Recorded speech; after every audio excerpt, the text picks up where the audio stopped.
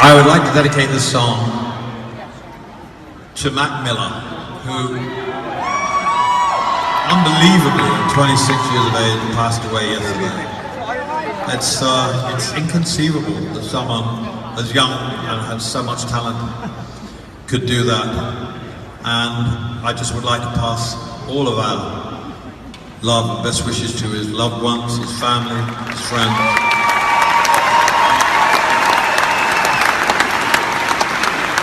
And Mac, wherever you are, I hope you're happy now.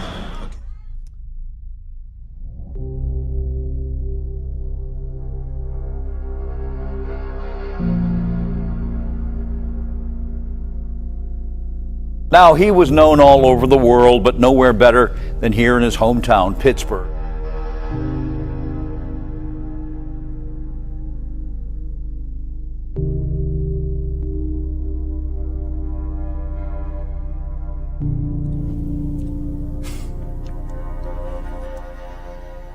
If you look at social media, if you look at the news, the amount of overdoses, the amount of suicides, huge.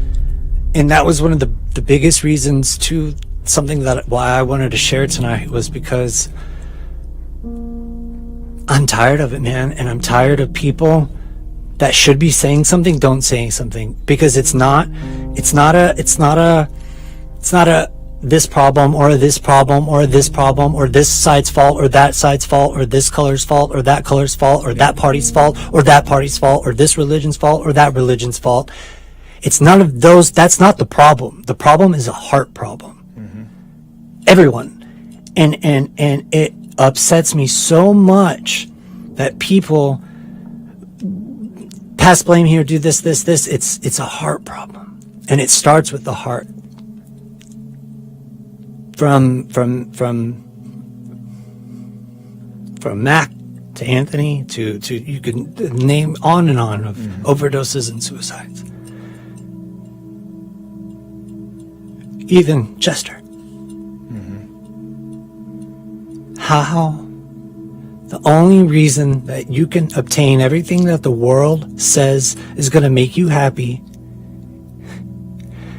and then overdose, which accidental or not, or suicide, or whatever it may be, if you have everything the world says is what is what is going to make you happy, and you're still so unhappy that you're addicted to heroin, this, that, coke, this, that, whatever, or you know, you're to the point where you have to take so many drugs that it eventually kills you, or you're at the point of you're so successful in the world and you have what the world is going to make you happy, and you kill yourself. Anything you need, you can find it at the market. Miller died on Friday in California of a suspected overdose. He was 26. He was just about to begin touring for his newest album. His career progressed. He got a new record label. After that, the career of the inspiring artist took off like a rocket. Fans we spoke with said they could relate to Miller's lyrics because they were so personal. Substance abuse and depression. He just dropped a new album, Swimming, and was going on tour next month. In fact, his last tweets Thursday were about that, saying simply, "I just want to go on tour." One of the reasons Ryan Haynes, known around the city as DJ Afterthought, put together the tribute in Mac's favorite park. He never stopped helping people. Haynes toured with the charismatic Mac, known around the world, and who had just released a new album called Swimming. I talked to him not too long ago, and he was in pretty good spirits. So I just think it's just tough. I think there's a conversation to be had about a lot of people that we've been losing lately. It says in the Bible how the world and the powers of this world, that's Satan, and that's wrong. Like what the world says is going to fulfill you is wrong. And because that stuff never does. No, Bob Marley said, and I don't know the direct quote, but Bob Marley said, if money makes, if you rely on money for happiness, you'll never be happy, because money is a number, and numbers are infinite. And if you're looking for this obtainable, as soon as I get this, I'll be happy. As soon as I get this, I'll be happy. As soon as I get this, I'll be happy. It's no different than addicts. It's just like when you're younger. Like, if I just had these shoes, or if I just could get my own car one day, or if I could just get the house, or whatever, or if I could just get that girl. You get these items or these things, and then sooner or later you're over it. You want to get a new car, new shoes, whatever. None of these physical items ever fulfill that empty void inside of your life. Nope.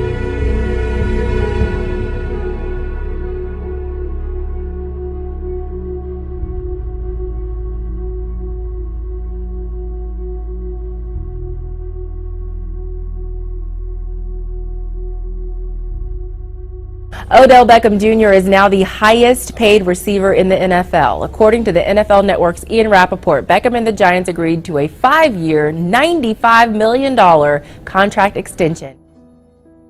His goal, quote, was always to be in the Hall of Fame, to win trophies, to be able to leave a legacy that will be remembered way past any money that you make, end quote.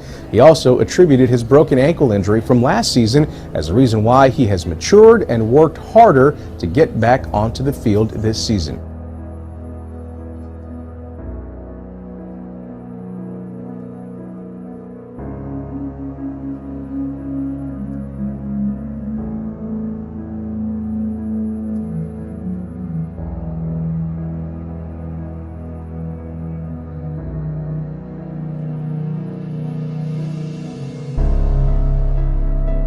He did miss the final 11 games of last season with a leg injury.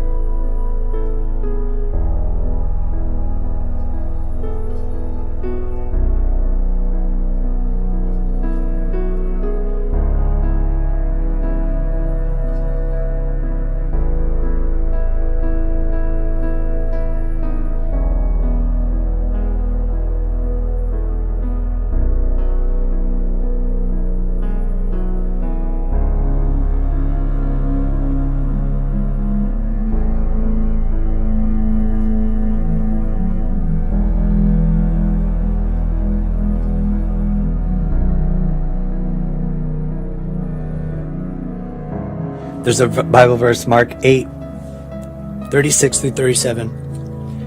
And I like that one verse too in Matthew that you were talking about earlier. About what is a man prophet? hold on, I gotta find this. Yeah, go ahead. So here it is. Okay, it's Mark 8, 36 through 36 through 37. It says, "For what does it profit a man to gain the whole world and to forfeit his soul? For what can a man give in return for his soul?" That's putting it there. That's putting it in black and white. It's written in red because that's what Jesus said. And whether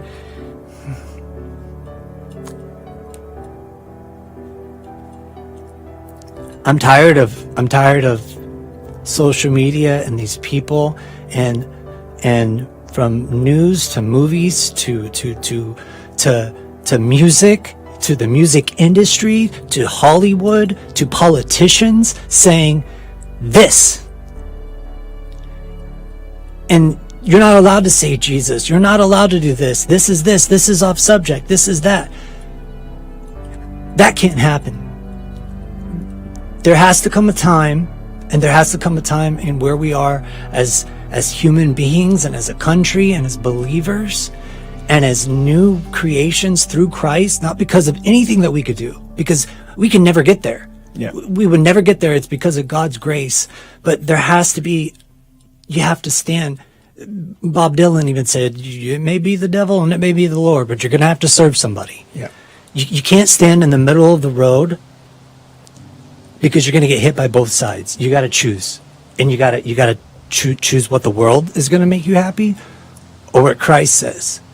And what Christ provides, which is John 10:10, the thief, which is Satan, comes to steal, kill, and destroy, but I've come to bring you life and life more abundant. I mean, even judgment, even on the side of this, whatever, our job as believers and our jobs as followers of Christ is not to judge this, and doing this, and doing this, and yes, holding brothers and sisters accountable, and yes, right from wrong, and yes, you have to stand, right and wrong, like I said.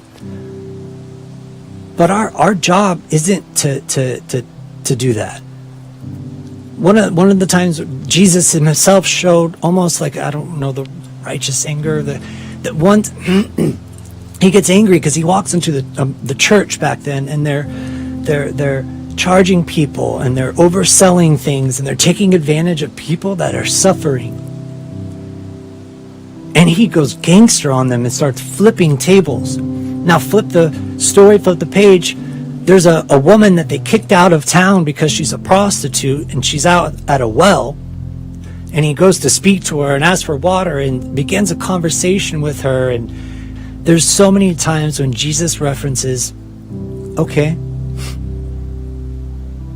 if you are without sin, and there's a whole instance, if you're without sin, that other woman, yeah. They were going to stone a woman, kill her because of what she had sinned, what she had done wrong. And he says, any of you that are without sin, here, you threw the first stone. And that was to the modern day, what you would call whatever they are, leaders of the church. Religious leaders. He was saying, all have sinned and fallen short of the glory of God. That means all. And I just...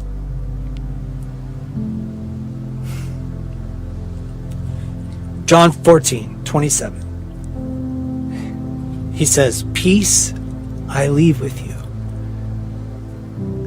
And he says, not the kind of peace that the world has to offer. Because God offers a kind of peace that surpasses all understanding and all verbal expression that I can no verbal expression that I could ever think of will suffice. No ever visual representation that I could draw, write, paint, whatever suffice. Because faith that was so much restored for me when I was in Israel, Ryan, that faith is growing more and more every day, because I see how much the world has to offer and how much it hurts people and kills people and takes people's lives. It steals, it kills, it destroys, because that's Satan, and that's the lie, and that's the world, and that's what, from social media to the commercials. I see how powerful that is. Yes. And I see how powerful they are, from the money, and oh man, I could go and hold down another path of the powerful and the money, but yeah, they're powerful. And there's a lot of power in that. People are severely addicted and depressed, and the age of social media, and you have more people, suicide and depression. And the whole time I was in the van, that was one of the biggest things. So how are we in this world that has that to offer, and it's building?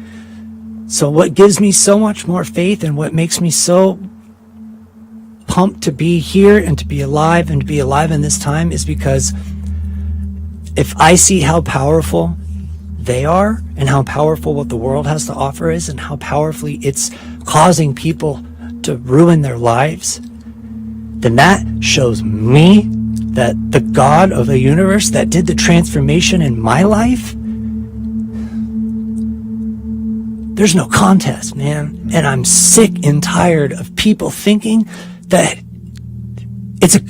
I'm sick and tired of people that thinking it's even a match. Because God's already won. And the way to tell people that, and the way to get that across, is not holding up signs that are hurtful. It's showing people Christ through you, which is that pouring out of love. And it's time to do that, because I don't know. I'm sorry, we didn't take a single question. It's all right. So tell me this. The dark. Going to Israel, you read through the Bible, and now you're in Israel, and you're walking through the Holy Land, and you're seeing a lot of this stuff. It's a reality. What picture did that paint for you, and how did it affect your faith going there, reading the Bible and then going there and actually seeing the stuff that you read about? Tell us a little bit about a couple of those amazing moments. Yeah, man. Well, shoot.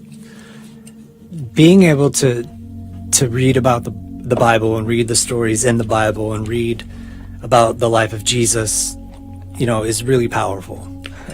from certain parts of the Bible that where we would go to that place, you know, from the tomb to the garden to Sea of Galilee. Oh, I got a rock from the Sea of Galilee. I'm kind of strange like that. I used to collect sand. I had a sand collection, and I collect sand from all over the world.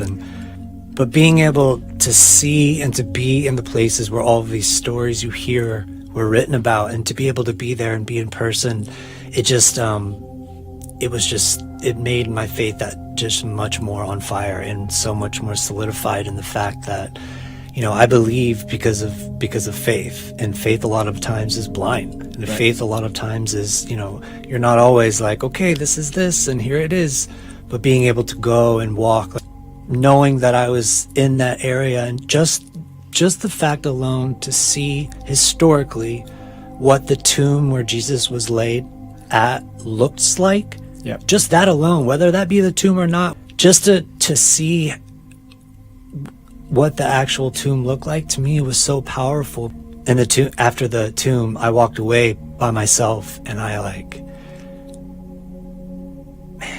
just had one of those moments that you have with God when you can't speak, and you can't worship, you can't think, there's just no words, and you just, man, I was just touched.